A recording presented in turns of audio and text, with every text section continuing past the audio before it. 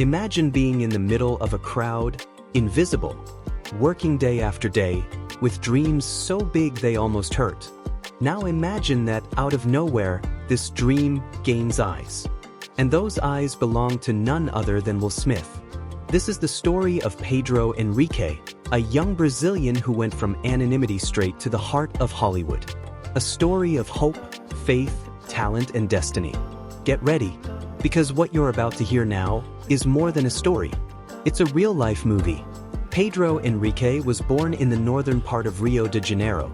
From an early age, life was hard. An absent father, a hard-working mother, and he, always creative. With no camera, no studio, no money. But with an old cell phone and a will that no one could take away. He worked as a delivery man. During his runs, he recorded videos in silence, memorized movie lines, and practiced expressions in the elevator mirror. And he always said, "One day, someone will notice me." Pedro wasn't just a fan. He studied Will Smith. He watched The Pursuit of Happiness more than 50 times. He memorized every line of I, Robot. He reproduced scenes from Men in Black with a pen as a neural network. But it wasn't just for fame. It was because he saw similarities. Will came from nowhere. So did Pedro. They both used art to transform pain into power. It was just a random Saturday.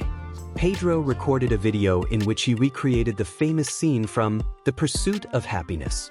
The one where Will cries when he gets the job. Pedro really cried. Because he needed that job too. He posted it. And wrote, "If Will Smith ever sees this, it will be worth his life." No one expected what would come next. Thousands of likes. Then millions.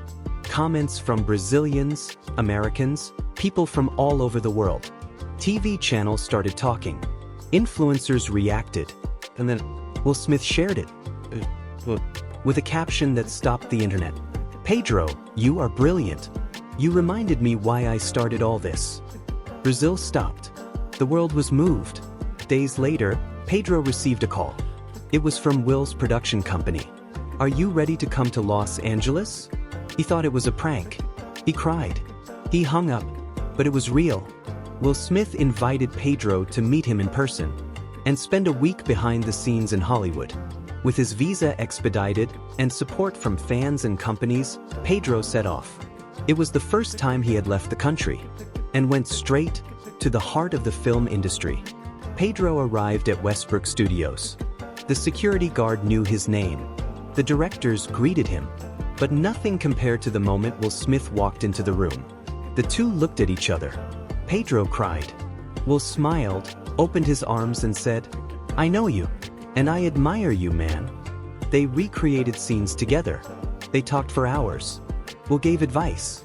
Pedro listened as if he were living a lucid dream. After the trip, Pedro returned to Brazil a different person. But not to stay. Will offered him an acting scholarship in Los Angeles. And more, full support from the Westbrook team. Today, Pedro studies. He acts. He is represented by an agency. And inspires millions.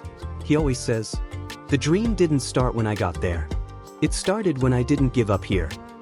The story was featured on websites in the US, Europe, and Latin America. People created movements. Hashtag Be Like Pedro. Hashtag Smith Effect. Hashtag From Favela to Hollywood. And more than that, hundreds of young Brazilians started to create, to dream, to believe. Because Pedro became a mirror, and Will became a bridge. This story is not just about Pedro, not just about Will. It is about what happens when talent meets opportunity. When someone big enough uses their reach to lift another. Will Smith didn't just change one life. He lit the chain of hope. And Pedro?